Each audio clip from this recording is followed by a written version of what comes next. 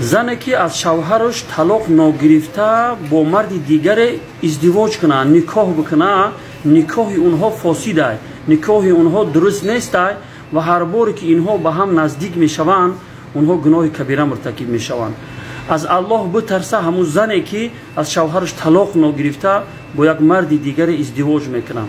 мутаассифона ин хел ҳолатҳо бисёр дида мешавад дар ҷомеаи имрӯзӣ ки занҳое ки аз шариати парвардигор хеле дур мондагианд, ҳаме ки хати шавҳараш каме масад нофаҳмиҳо шид қаҳр кард, каме ё хонаи модараш қаҳр кард, грех рафт, мебинед дар хонаи модараш ягон тара ёфт, барвақт шу кард бирафт.